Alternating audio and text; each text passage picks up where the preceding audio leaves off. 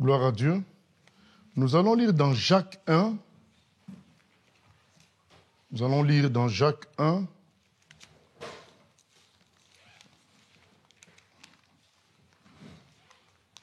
Jacques 1, 17. Il est écrit ceci. On peut même lire à partir du verset 16. Ne vous y trompez pas, mes frères bien-aimés. Toute grâce excellente et tout don parfait descendent d'en haut, du Père des Lumières, chez lequel il n'y a ni changement, ni ombre de variation. Toute grâce excellente et tout don parfait descendent d'en haut, du Père des Lumières, chez lequel il n'y a ni changement, ni ombre de variation. Voilà, notre thème, c'est le don parfait, la grâce excellente. Voilà, ou tout simplement ce qui est bon. Qu'est-ce qu'on choisit? Ce qui est simplement bon ou le don parfait et la grâce excellente. Donc on a un choix à faire dans la vie chrétienne, dans la vie de tout homme. Il y a un choix à faire entre ce qui est bon, naturellement, et ce qui est parfait. Et ce verset nous dit que ce qui est parfait et excellent ne peut venir que de Dieu. Ça ne peut venir que de Dieu. C'est comme quelque chose qui vient du ciel, qui t'est donné à toi, qui te saisit toi, qui t'est donné, qui te saisit. Toute grâce excellente, tout don parfait viennent du Père de lumière. Un exemple simple, c'est que quand quelqu'un a reçu la vie éternelle par la foi, il va vivre éternellement. La mort n'est plus un problème. Et Dieu l'attend au ciel, dans une demeure extraordinaire. Alors que quelqu'un peut avoir des châteaux de 20 millions d'euros, peut avoir des voitures de 15 millions, au total, un parc automobile de 15 millions d'euros, mais le jour où il meurt, tout disparaît, tout reste là, et finira par être utilisé et détruit par d'autres personnes. Mais quelqu'un qui a reçu la vie éternelle, une grâce parfaite, un don, une grâce excellente, un don parfait, cette vie éternelle va l'accompagner éternellement et dans un endroit extraordinaire qu'on appelle le paradis. Ça vient du ciel, ça c'est le don parfait. Maintenant, il y a un choix à faire entre être juste bon naturellement, tu as fait tes études, tu payes tes impôts, mais tu restes loin de Dieu. Naturellement, tu fais ce qui est bien, mais tu te prives de la grâce excellente, le don parfait qui est la vie éternelle, qui est l'éternité au ciel, au paradis. Et un jour, ta négligence te frappera. Un jour, il se trouvera que tu seras au fait de la mort. Hein, je vous ai déjà raconté l'histoire de ces deux personnes qui étaient des athées, hein, mari et femme, athées, mais qui devaient avoir une vie correcte. Mais un jour, la mort est arrivée puisque la dame a eu un cancer. Et son cancer a atteint la phase terminale. Et un jour, pendant qu'ils étaient ensemble, elle commence à crier, à dire à son mari, « Fais quelque chose, parce que je suis en train d'aller en enfer. Je sais que nous n'avons jamais cru à ça. Je sais que nous avons considéré tout ça comme faux depuis des années. » Mais il disait à son mari, « Mais là, je vois des esprits, des démons qui sont en train de me prendre pour m'amener en enfer. » Elle criait, « Fais quelque chose. » Le mari ne savait pas quoi faire. Il avait négligé toutes les invitations à se convertir. Il avait négligé les réunions chrétiennes pour ne serait-ce qu'écouter quelque chose, savoir, un peu, avoir quelques notions. Il s'est souvenu quand même que sa mère lui avait donné une Bible. Mais ça faisait longtemps. Il a commencé à chercher, il a retrouvé la Bible. Mais il a retrouvé la Bible, il va faire quoi? Il ne savait pas quoi lire, que faire avec cette Bible pour sauver sa femme. Or, il suffisait qu'il connaisse juste Jean 3,16. Dieu a tant aimé les hommes qu'il a donné son Fils unique, afin que quiconque croit en lui ne périsse point, mais qu'il ait la vie éternelle. Il suffisait qu'il connaisse Romains 10, 13. Quiconque invoquera le nom du Seigneur sera sauvé. Souvenez-vous, nous avons un exemple dans la Bible. Un monsieur qui est à la croix, il dit, Jésus, souviens-toi de moi quand tu viendras dans ton règne. Jésus lui dit, aujourd'hui même tu seras avec moi au paradis. Il suffisait qu'il connaisse juste ces trois passages que je viens de dire. Ce voleur à la croix qui est sauvé in extremis. Vous allez dire, crions Jésus, appelons Jésus. La dame serait sauvée. Mais ce monsieur avait rejeté le don parfait et la grâce excellente au profit de sa philosophie, au profit de son intelligence. Notre intelligence nous donne l'impression toujours qu'on a raison. C'est ça l'erreur. Les gens qui sont dans le Parti socialiste considèrent qu'ils ont raison. Les gens qui sont dans le Rassemblement national considèrent qu'ils ont raison. C'est leur intelligence qui leur dicte ce raisonnement-là. Ton intelligence te fera croire que tu es bien, tu es dans le bon, mais ce n'est pas le bon qu'il faut chercher. Il faut chercher le parfait, la grâce excellente, qui ne peut venir que du ciel. Jésus, souviens-toi de moi quand tu viendras dans ton règne. Que le ciel se souvienne de moi. Jésus a dit, aujourd'hui tu es sauvé, tu te retrouves au paradis aujourd'hui. Ce monsieur-là avait la Bible, mais il ne savait pas quoi faire. Et ce qu'il a vécu, c'est écrit dans la Bible aussi. Dans Amos 8, 11. C'est écrit qu'il viendra un jour où Dieu enverra la famine de la parole. Les gens chercheront la parole, ils ne la trouveront pas. Vous voyez, quand c'est dit, les gens chercheront la parole, ils ne la trouveront pas, les gens pensent que les gens changeront de Bible, il n'y aura plus de Bible. Non, ce monsieur avait la Bible. C'est une chose d'avoir des écritures, le livre, et c'en est une autre, d'avoir l'impulsion céleste qui sauve. C'est pas la même chose. Il avait la Bible, le livre, mais il ne savait pas quel verset lire, parce que toute sa vie, il avait rejeté par l'orgueil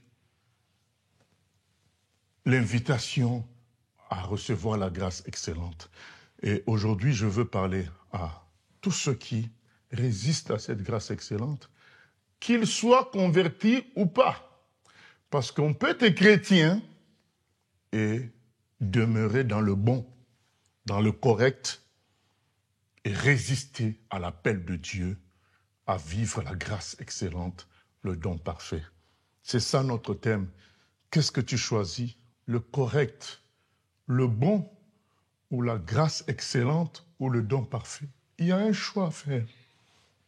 Il y a un choix à faire et c'est Dieu qui nous propose ça.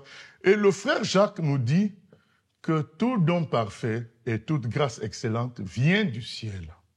Parce qu'il y a des gens qui pourraient dire, mais ce que tu nous dis là est difficile. C'est comme on va donner les exemples de grâce parfaite et de don excellent.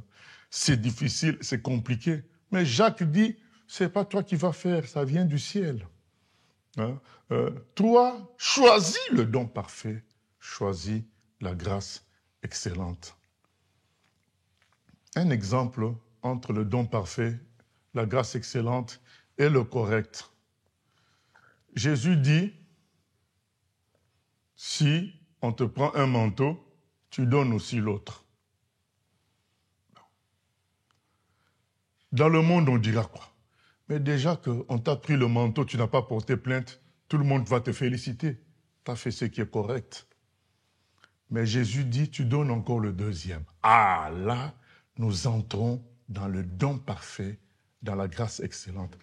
Comment un être humain normal peut réagir comme ça? C'est impossible. Justement, c'est pourquoi c'est écrit, tout don parfait, toute grâce excellente vient de Dieu. Seul Dieu peut te donner cette capacité-là à donner le deuxième manteau. Mais est-ce que puisqu'on dit que ça vient de Dieu, c'est qu'on doit s'en priver? Non, Dieu nous la propose, cette grâce excellente. Il nous propose ce don parfait. Il te propose cette vie-là. Il te propose d'aller au-delà de ce que l'homme peut faire. Si dans ta foi, dans ton fonctionnement en Christ, tu fais les choses à ton niveau, c'est que tu n'es pas encore dans la grâce excellente, dans le don parfait. Tu n'y es pas encore. La grâce et le don parfait dépassent l'être humain. On te plonge dans quelque chose qui te dépasse. On te demande, alors que quelqu'un t'a pris un manteau, de lui donner un deuxième. Ça, on te plonge dans quelque chose qui te dépasse. Mais comment y plonger? C'est par la grâce de Dieu. Par exemple, il y a un prophète, il s'appelle Osée. Dieu lui demande d'épouser une prostituée. Vous voyez? Ce n'est pas que on lui demande de pardonner à une femme adultère, à sa femme adultère. Non, non, non. On lui dit, dès le départ, épouse une prostituée. Vous voyez? Donc la femme que tu dois chercher, ça doit être une prostituée. Qui peut faire des choses comme ça?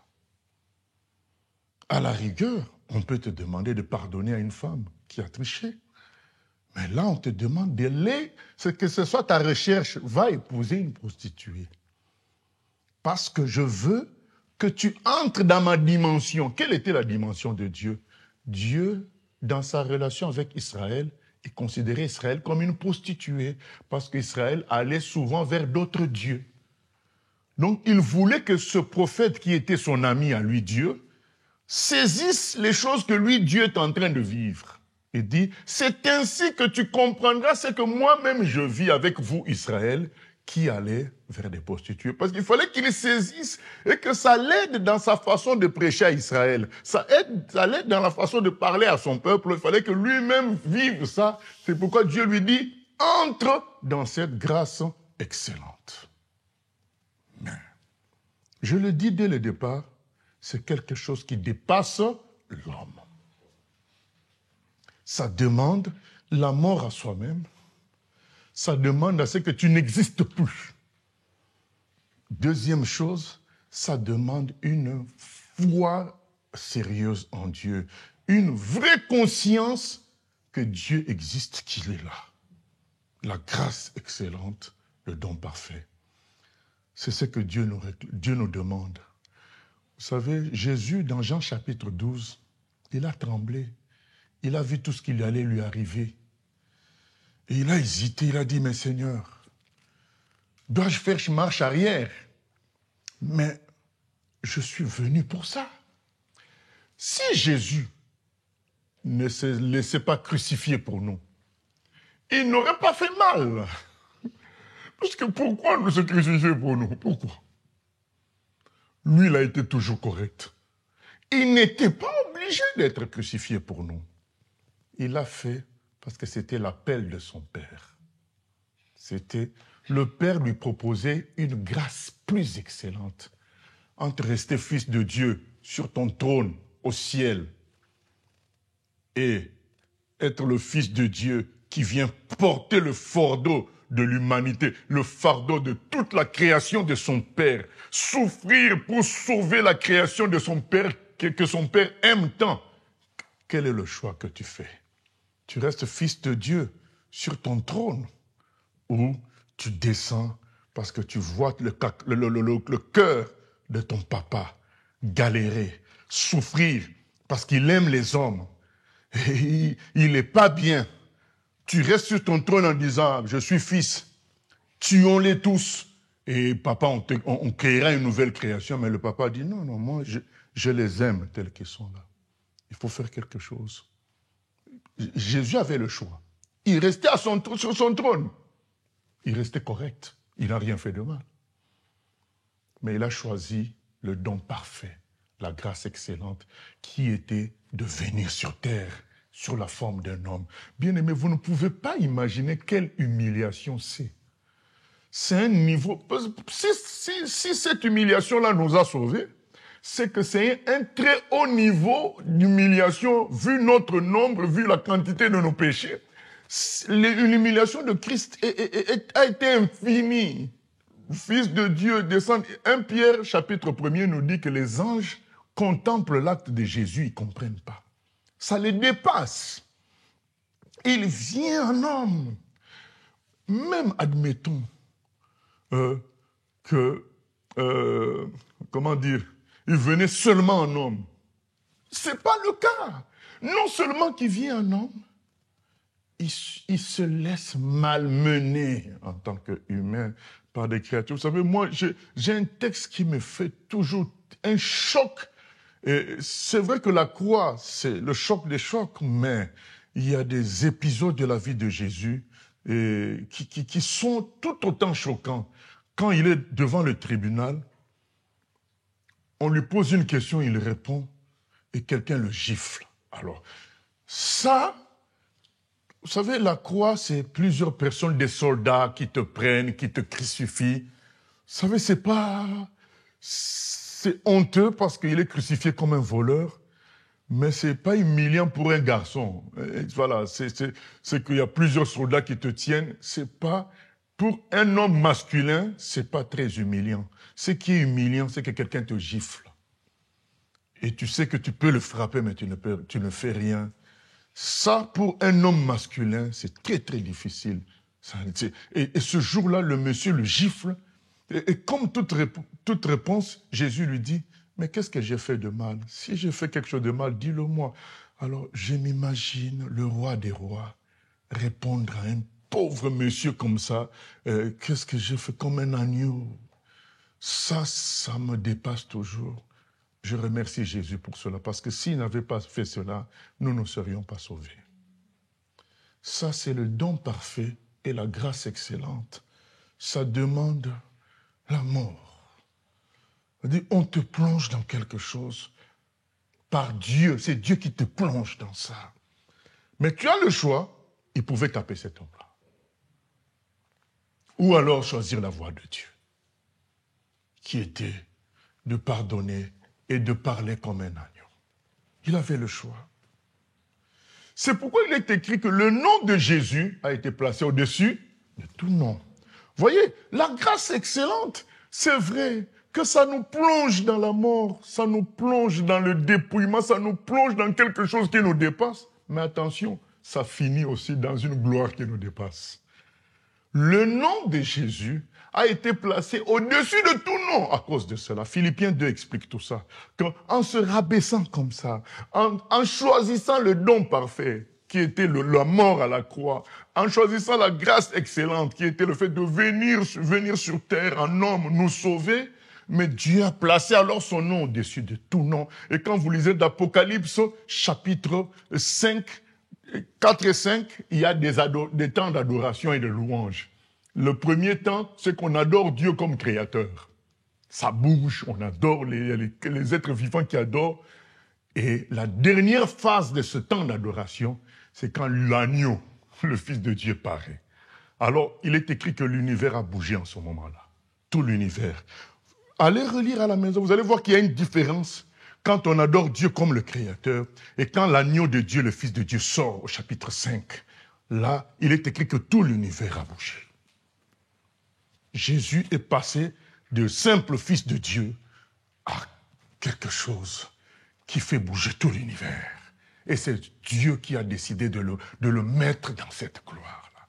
Et lui, il a choisi cette grâce excellente et ce don parfait. Nous avons le choix.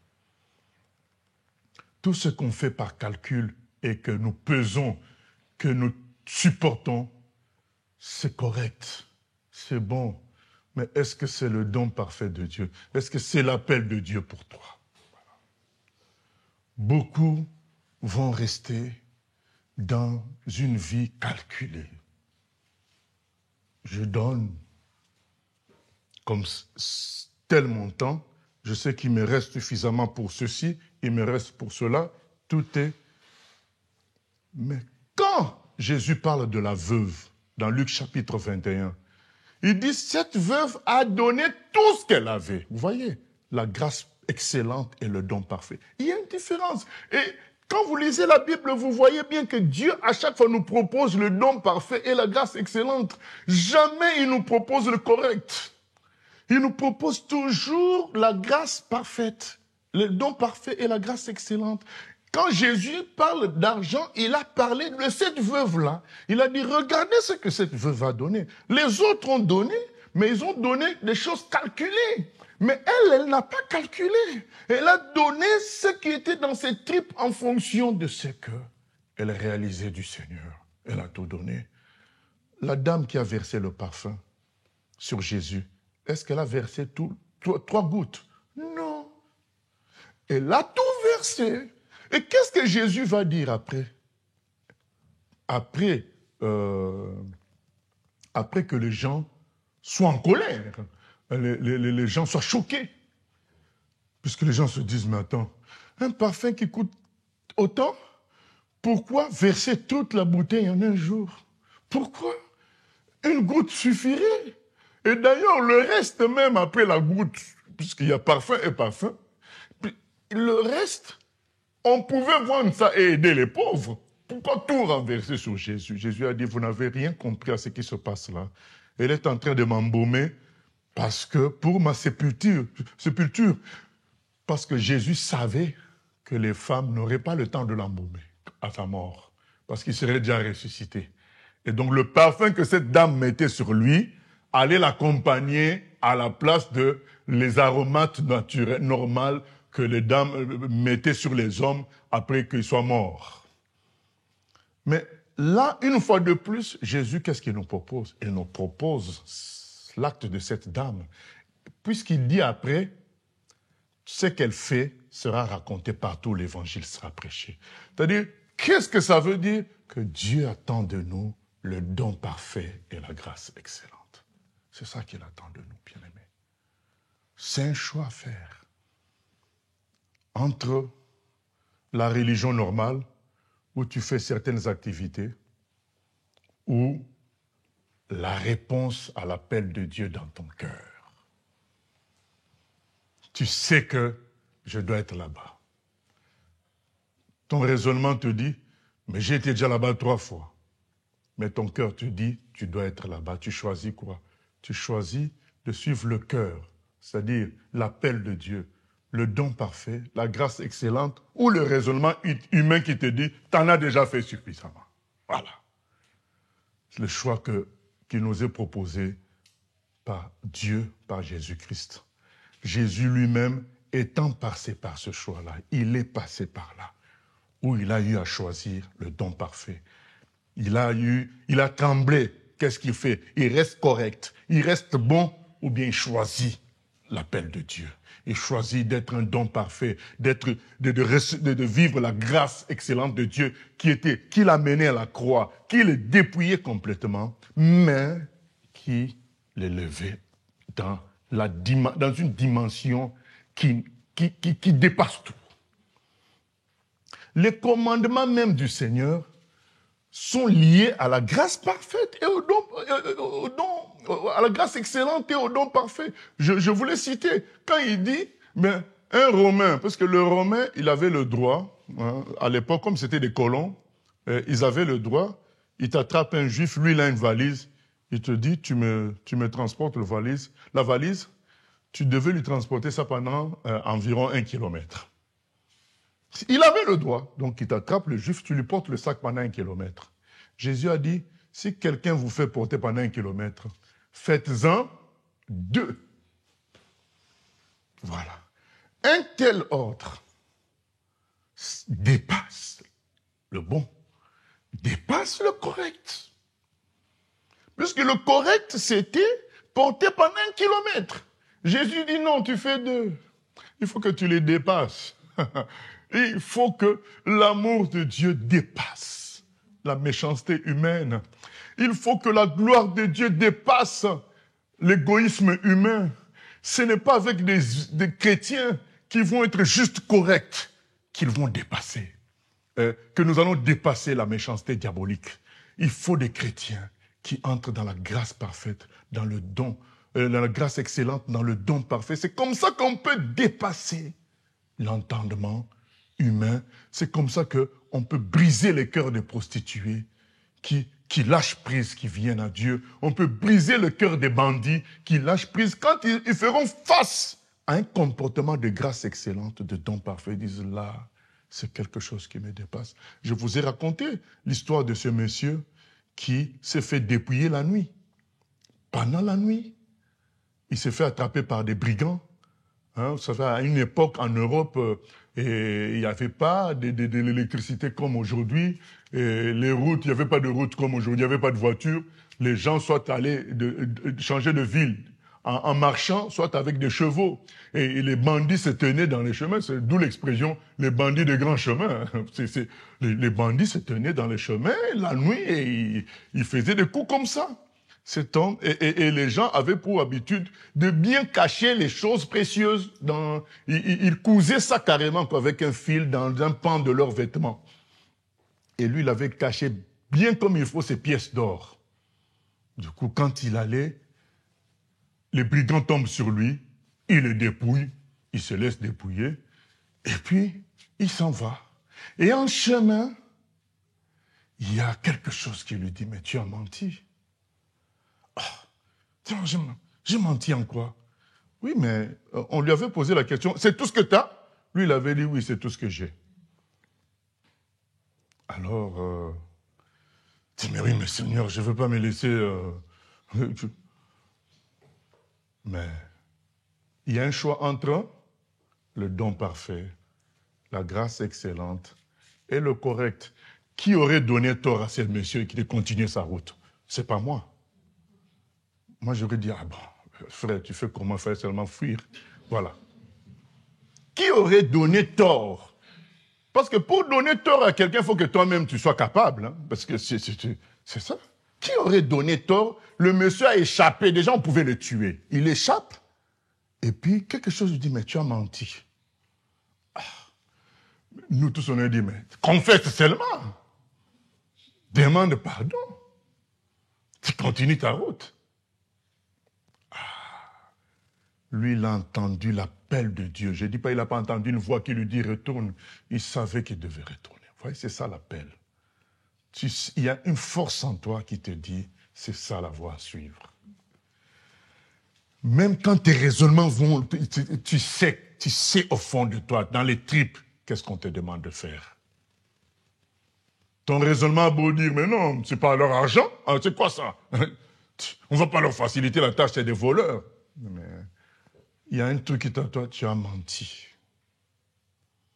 Le monsieur fait demi-tour. Il arrive là, les brigands qui avaient allumé le feu, ils le voient revenir, dit, oh, mais c'est toi qu'on vient, mais tu es fou, qu'est-ce que tu cherches? Tu veux qu'on te tue maintenant? Il dit, non, non, je suis venu vous confesser mon péché. Oh, ces gens-là qui sont dans le péché tout le temps, ils ne comprennent pas que quelqu'un vienne confesser le péché, mais non, mais qu'est-ce qui lui prend? Il dit, mais c'est quoi? C'est quel péché? Je vous ai menti. Oh, mais ils sont dépassés. Quelqu'un vient dire qu'il a menti. Pour lui, c'est grave de mentir. Mais oui, pour moi, c'est grave. Mais tu as menti en quoi? Je vous ai dit que je n'avais plus rien, alors que j'avais caché de l'or, de pièces en or dans mon vêtement. Allez-y, si vous voulez, vous prenez. Alors là, les bandits sont devenus fous. Ils se sont dit, attends, petit. Voilà, on va s'asseoir, explique-nous, tu es fou? Qu'est-ce qui t'anime? Tu as conservé ton argent au lieu de partir, explique. Qu'est-ce qui te conduit à avoir un tel comportement? C'est là que la prédication va durer toute la nuit et ces gens-là vont se convertir à Jésus. Parce qu'ils sont dépassés par ce que tu viens de manifester. Ce n'est pas la vie correcte qui va toucher les mauvais. C'est la grâce excellente. Une vie où tu manifestes le don parfait de Dieu. Où tout le monde doit pleurer, doit être triste. Toi, tu manifestes la joie de Dieu. Les gens disent là, il y a quelque chose qui nous dépasse. C'est quoi? C'est Jésus. Ah, je veux de ça. Vous savez, Zachée, quand il contemple Jésus, Zachée avait beaucoup d'argent, beaucoup de puissance. Mais il savait que Jésus était plus puissant que lui. Il avait appris tout ce que Jésus avait fait. Il devait se dire, un bon économiste, un bon manager, il devait se dire, ah, moi si j'avais un don comme lui, mais j'étais millionnaire, moi. J'allais faire telle technique, telle chose. C'est un bon manager. Bon. Maintenant, quand la première fois de sa vie, il voit Jésus, il dit, oh, mais c'est lui. Mais non, comment il peut être aussi simple? comment il peut être aussi abordable? De surcroît, alors qu'il est sur son arbre, Jésus l'appelle par son nom, alors qu'ils ne se sont jamais rencontrés. Il dit alors là, j'ai en face de moi Dieu lui-même. Mais comment il peut être aussi simple? Qu'est-ce que moi je fais avec des millions? Quelle gloire j'ai dans tout ça? Zéro. Voilà le vrai homme. Vous savez, quand Pilate a vu Jésus, il a dit, voici l'homme. Voilà le vrai homme. Et donc quand Jésus, et Jésus va abandonner toute une foule qui le suit. Vous savez, quand une foule vous suit, c'est le succès. Jésus abandonne toute cette foule pour aller manger chez Zachée, sachant que dans la foule, on est en train de le critiquer. Il va aller manger chez un pécheur. Ça, c'est la grâce excellente, le don parfait. Le correct voulait quoi? Il dit, Zachée, convertis-toi. Hein? Donc, il continue son chemin avec la foule. Ça, c'est correct. Qui aurait contredit? Ah, mais tout ça, il a fait une démonstration, il l'a appelé. Hein? Convertis-toi. Et continue sa route. Jésus a abandonné toute la foule pour suivre qu'une seule personne. Je vais manger chez toi, Zachée. Et en prenant toutes les conséquences de mauvaise réputation, il est parti manger chez un pécheur. Ça, c'est l'amour parfait. Dieu veut nous amener à ce niveau-là. Entrer dans le don parfait, la grâce excellente. Et quand ils arrivent dans la maison, Zachée l'observe encore sans que Jésus ne parle. Zachée dit, je veux être comme toi. Du coup, je ne vois même pas à quoi sert l'argent. Être comme toi, c'est ça la vraie richesse. Tout ce que j'avais comme argent, la moitié, je donne aux pauvres. Et l'autre moitié, je rembourse aux gens à qui j'ai volé. Moi, tout ce qui m'intéresse, c'est toi, Jésus. Vous voyez, un voleur enraciné, un escroc enraciné qui est délivré parce que Jésus a choisi la voie parfaite, le don parfait, la grâce excellente. Il a choisi d'abandonner le succès de la foule pour suivre qu'une seule personne. Aujourd'hui, tous les chrétiens veulent là où il y a du nombre, où ça s'agite. Et quand il n'y a pas d'agitation, ils vont envoyer un modérateur, un frère qui va allumer le... Frère, il faut bouger, il faut... Réveillez-vous, acclamez. Donc, ils veulent que ça bouge. Ils ne croient pas que Dieu est tout-puissant pour toucher les cœurs. Ils ne croient pas. Ils choisissent la voie des yeux. Quand ça bouge, les gens marchent, crient Alléluia, marchez là. Voilà, Dieu était là. Mais ça, c'est trop facile parce que dans les salles de football, c'est la même chose. Là-bas, il y a même la Ola, donc les gens lèvent les bras en harmonie. Mais il y a des gens qui croient que même si c'est silencieux, Dieu est là. Parce qu'il a promis que là où 2 ou 3 sont réunis, il est là. Tout simplement. C'est la voie parfaite. Dans toute situation, bien aimée, Dieu nous proposera la voie parfaite ou le normal. La voie parfaite, c'est de croire en ce qui est écrit. La grâce excellente. Tu dis, mais non, Dieu a promis que là où 2 ou 3 sont, mais il est là. Tu auras la proposition entre l'agitation ou la foi à la parole de Dieu. Et là, ce monsieur, il revient avec tout l'or. C'est ça, bien-aimé, la voie parfaite. Tu acceptes de perdre. Et comprenons, bien-aimé, c'est Dieu lui-même qui va nous placer dans ça. On a lu, je répète, on a lu, tout don parfait, toute grâce excellente vient d'en haut. Donc il ne faut pas se dire, c'est trop compliqué, je n'y arriverai pas. Non, c'est Dieu qui va te donner la grâce. Et il va te mettre dans la situation d'exprimer cette grâce-là. Mais tu auras quand même le choix d'entrer dans ça ou bien de résister. Mais c'est un don qui vient du ciel. Donc, ces faits-là, c'est un don de Dieu. Ces situations-là qui te dépassent, c'est Dieu qui te les envoie. La maladie qui te dépasse, c'est Dieu qui le permet parce qu'il veut te plonger dans la grâce parfaite, dans la grâce excellente. Il veut manifester sa gloire. Il suffit que tu reconnaisses ça, tu vas voir un changement. Tu dis, je veux vivre, Seigneur, dans la grâce parfaite. Parce que la question que les gens se posent, c'est celle-ci. Mais pourquoi tout ça? Mais pourquoi? Parce qu'aujourd'hui, tu as la réponse. Dieu veut t'amener dans le don parfait et la grâce excellente. C'est ça la raison de la prison. Joseph, un petit gars, un jeune homme qui se retrouve vendu par ses frères. Lui qui a eu des grandes promesses de Dieu. Eh bien, c'est... À la fin, qu'est-ce que Joseph leur dit? Vous ne m'avez fait aucun mal. Dieu s'est servi de vous pour m'amener là où je suis. C'était le chemin. D'abord vendu comme esclave. Ensuite, esclave, la femme lui fait tort, le calomnie. Tout le monde serait là dire, mais Dieu, pourquoi Dieu ne l'a pas défendu si Dieu est avec lui? Oh, c'est la voie parfaite de Dieu qui trace pour toi. Et il arrive en prison. C'est là, encore, une fois de plus, il comptait sur quelqu'un n'a rien fait pour lui. Mais finalement, que faire? Eh bien, que faire?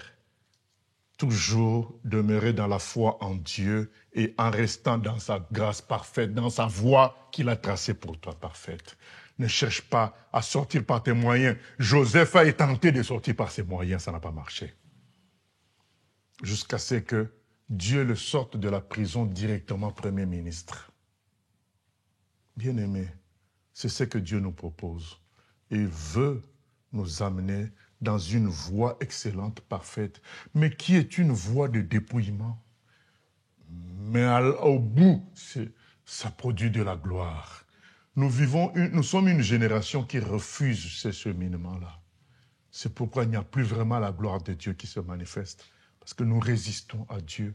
Nous avons nos chemins tracés que nous voyons que les menteurs de l'évangile de prospérité proposer, manifester.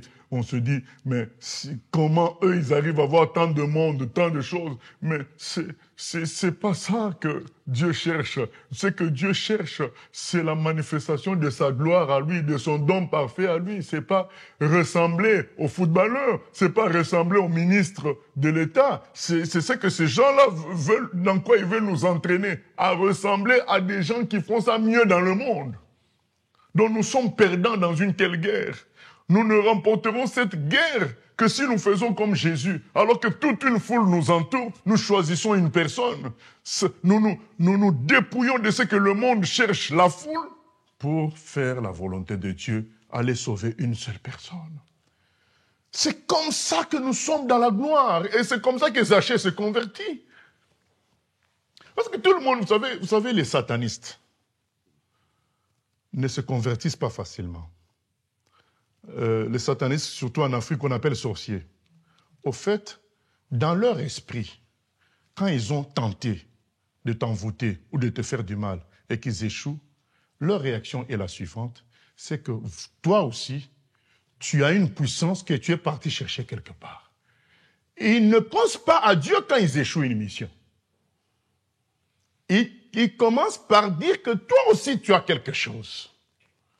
Quand est-ce qu'ils finissent par penser à Dieu en toi? À cause de la voie parfaite et de la grâce excellente, du don parfait de la grâce excellente, quand malgré tout, tu es plus ou moins au courant de leur méchanceté, tu leur manifestes la bonté. Là, ils vont commencer à se dire, lui, il obéit à une autre règle.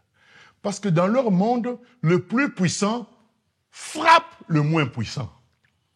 Maintenant, ils ont tenté de t'envoûter, ils ont tenté de te faire du mal, ils n'ont pas réussi. Ils se disent, tu as une force supérieure. Maintenant, ils t'attendent dans la vie normale, ils voient que tu es gentil, tu leur fais du bien, alors qu'ils savent bien que tu as découvert qui ils sont. Je dis, il n'est pas dans la même règle que nous. C'est quoi cette règle-là? C'est là qu'ils comprennent Dieu, que Dieu existe, qu'il y a d'autres règles. Ces gens-là ne considèrent qu'il n'y a qu'une seule règle, c'est la règle de la puissance. Donc il ne faut pas croire, certains chrétiens sont là à envoyer le feu, à détruire. Oui, mais ça ne doit pas s'arrêter là. Ça doit finir par la manifestation de l'amour. La manifestation de la foi également. Il voit que tu ne trembles pas devant lui, ça compte. Parce qu'il sait que tout le monde tremble quand lui il arrive quelque part, toi tu ne trembles pas. Et qu'est-ce qui se passe? C'est ça qui va faire qu'il va se dire, mais qu'est-ce qu'il a? Mais pourquoi, malgré tout le mal que je lui fais, lui il me rend le bien? C'est là la différence. Que finalement le satanisme finit par dire, là, il y a quelque chose de différent par rapport à nos maisons de puissance. Mais cette différence-là, c'est Dieu. Beaucoup de satanistes ne se convertissent pas à cause de la méchanceté des chrétiens, qui d'un côté, ils parlent de Dieu, mais ne pensent qu'à détruire les sorciers. Donc, on est dans une guerre de destruction. On n'est plus dans un processus de salut, mais dans une guerre de destruction. Non, nous devons penser à leur salut. Nous devons considérer que nous sommes plus que vainqueurs par rapport à eux. Et nous n'avons rien à craindre de ces gens-là. C'est pourquoi nous devons manifester le calme, la tranquillité et faire les choses dans le bien. C'est important. Une fois, j'étais parti dans mon pays d'origine et j'ai demandé à voir mon grand-père. Mon petit frère qui se considère pasteur, il me dit, oh, tu veux le voir, mais tu sais pas que c'est un sorcier. Moi, je dis, mais c'est mon grand-père. Ah oui, mais moi, je dis, bon, il m'a amené, j'arrive là-bas, je cause avec lui, je lui paye un coca, je lui laisse de l'argent en partant, ainsi de suite. Quand sur le chemin du retour, il me dit, ah, toi, tu es un vrai pasteur, quoi. Donc, tu as laissé même de l'argent. Moi, je dis, mais c'est ça l'évangile. Vous voyez? Donc, dans l'esprit de ces chrétiens-là, c'est un sorcier, c'est un mauvais. Mais oui, Jésus a dit quoi? Bénissez, ne maudissez pas. Vous voyez? C'est ça qui va faire la différence. Donc, même la personne qui va voir ça dit, oh, mais ces gens-là, moi, je les attaque la nuit, lui, il vient me faire le bien la journée. Qu'est-ce qui se passe? Il obéit à une règle. C'est laquelle? C'est celle de Jésus-Christ. C'est comme ça que ces gens-là vont connaître Jésus. Bien aimé, le monde a besoin des chrétiens qui ont choisi la grâce excellente. Ne pensons pas qu'avec le correct, nous allons changer ce monde. Pas du tout. Parce que dans le monde, il y a plein de gens qui sont corrects déjà.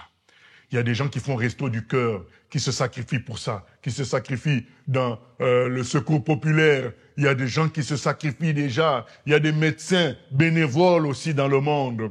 Il faut que nous soyons supérieurs à ces médecins bénévoles-là. C'est ça, choisir la grâce excellente, le don parfait. Je prends deux exemples rapidement à partir de notre ami David.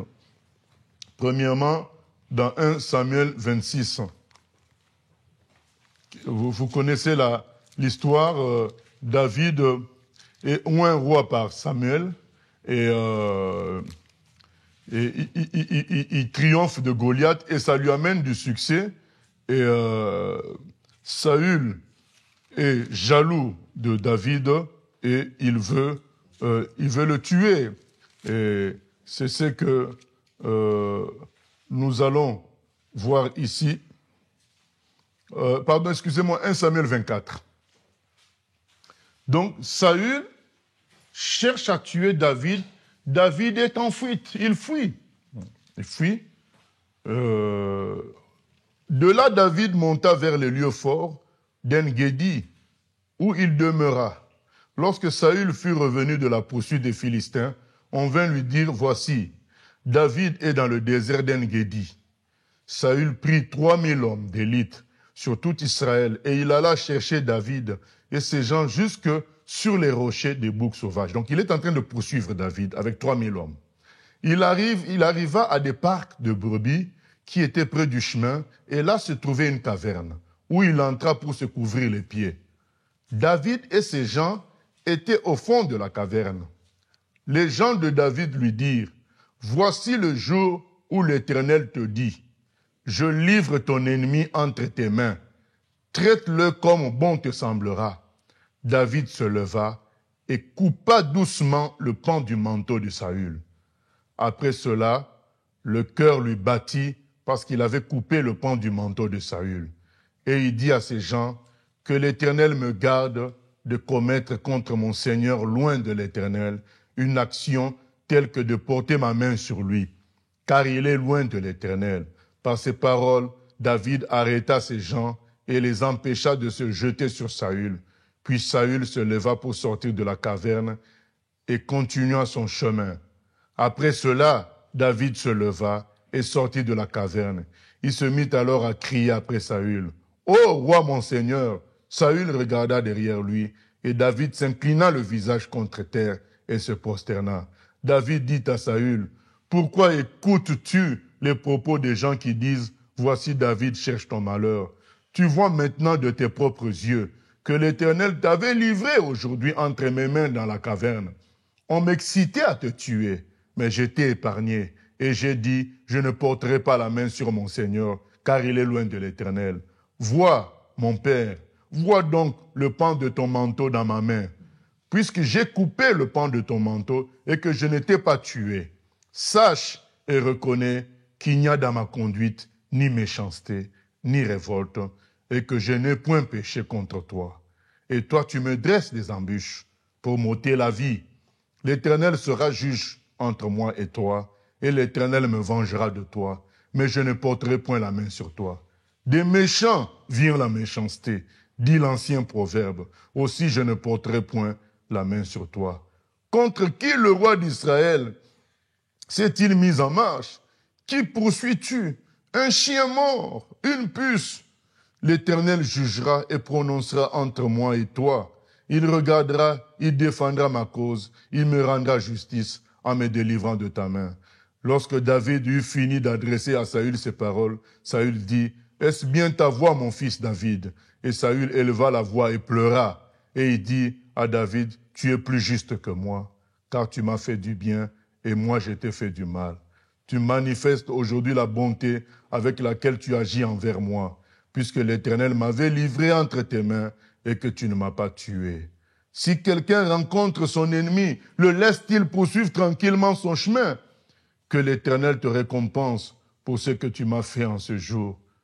Maintenant, voici, je sais que tu régneras et que la royauté d'Israël restera entre tes mains. » Voilà, Saül a compris la dimension dans laquelle était David. Ouais. Donc il pouvait le tuer, il ne l'a pas tué. Il a compris que ce monsieur est dans une dimension élevée. Dans la grâce excellente, il dit, c'est toi qui vas régner. Il a senti, ouais, bien aimé, c'est ça. Entrons dans une dimension spirituelle très élevée par la grâce excellente, par le don parfait de Dieu. Ne choisissons pas les raccourcis de la facilité. Vivre une vie chrétienne mesurée, calculée, ça c'est pas ce que Dieu attend de nous. Dieu veut qu'on accepte son appel, qu'on suive son appel, qu'on suive le vent de l'Esprit pour nous. Comme tous nos amis missionnaires qui nous ont précédés, ils ont suivi l'appel de Dieu. Ils sont partis en Birmanie. Quelqu'un qui quitte l'Amérique pour un voyage de plusieurs mois pour la Birmanie. Il ne connaît pas la langue, il ne connaît pas ce peuple. C'est des bouddhistes, c'est de ceci. Lui, un Américain blanc, il vit au milieu de tout ça. Parce qu'il a obéi à la voix de Dieu. Il va tomber malade, il va être emprisonné. Mais il bénit Dieu parce que c'est ainsi que la grâce de Dieu s'exprime pour tous ces humains-là. Je me souviens de ces pygmées de Nouvelle-Guinée-Papouasie. Il y a des pygmées aussi là-bas. Et Éléanore, vous avez l'histoire d'Éléanore qui était née, qui avait eu la polio et qui a grandi avec des appareils parce qu'elle ne pouvait pas marcher normalement et donc qui n'a pas grandi physiquement non plus à cause de tout ça. Et Éléanore, un jour, dans leur église, il y a un missionnaire chinois qui passe. Le missionnaire chinois prêche. Il explique qu'il y a beaucoup de peuples, notamment en Chine, qui ont besoin d'entendre l'évangile. Il y a beaucoup de peuples dans le monde qui n'ont jamais entendu l'évangile. Il explique aux gens que nous devons obéir, à écouter l'appel de Dieu et suivre. Et à la fin de sa prédication, il dit, qui dans cette église veut dire oui à Dieu pour son appel par rapport à la mission à l'étranger? Personne ne lève la main. Et c'est Éléonore qui lève la main. Tout le monde rigole. Mais qu'est-ce qu'elle va faire avec ces jambes-là? Elle ne sait même pas presque marcher. Elle n'arrive pas à marcher. Et Éléonore passe devant. Le missionnaire chinois lui impose la main. Il dit, ce que Dieu choisit, eh bien, il soutient également.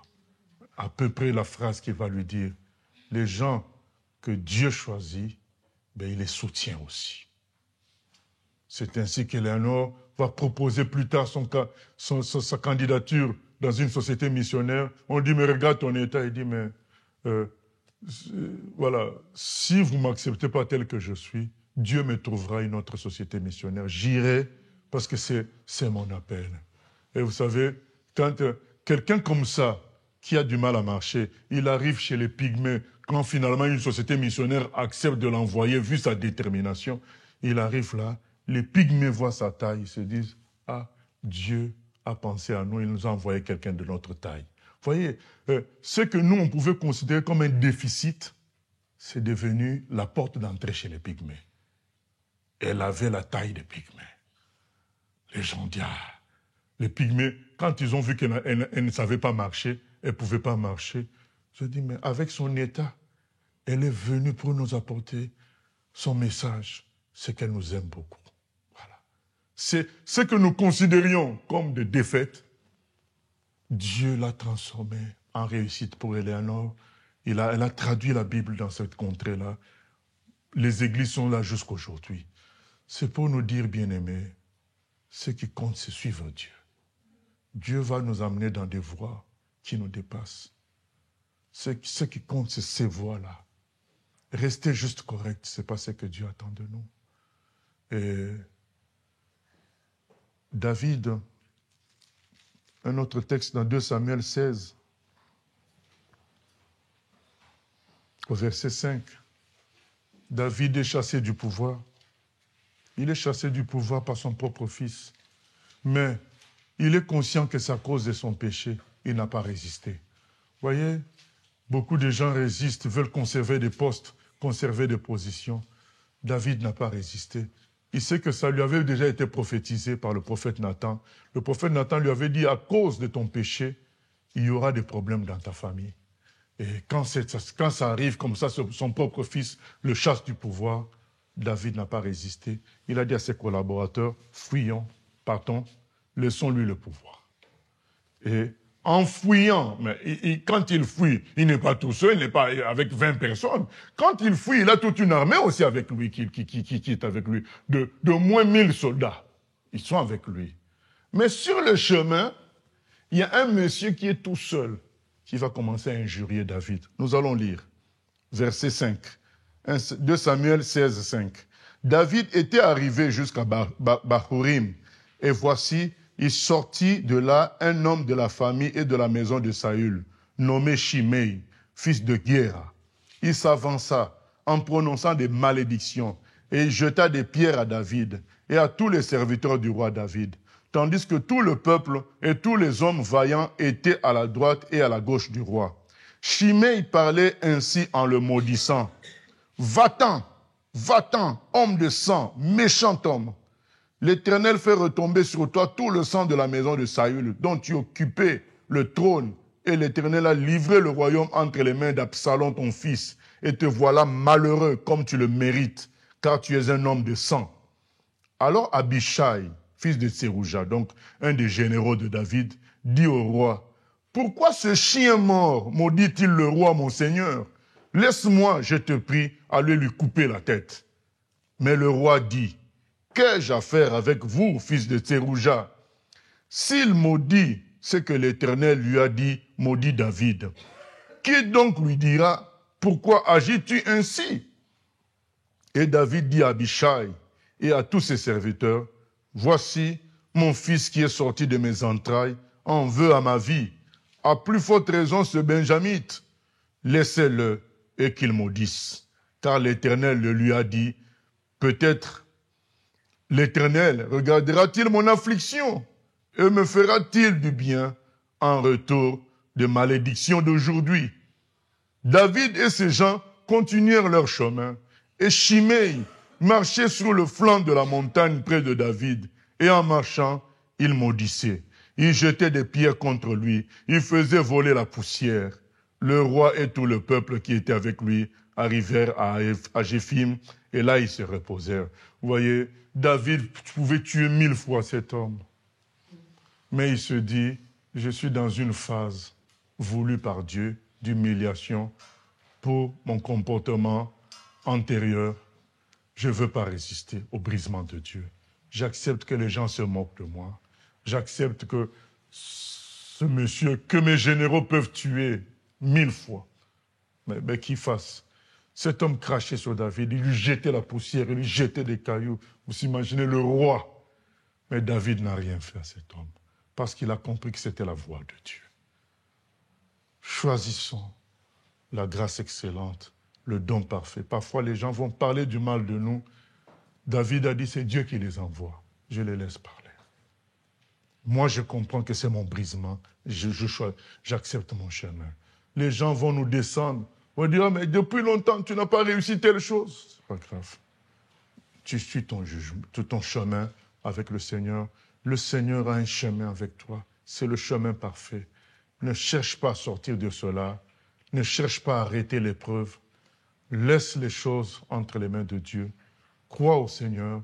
Choisis la grâce parfaite, la grâce excellente. Choisis le don parfait.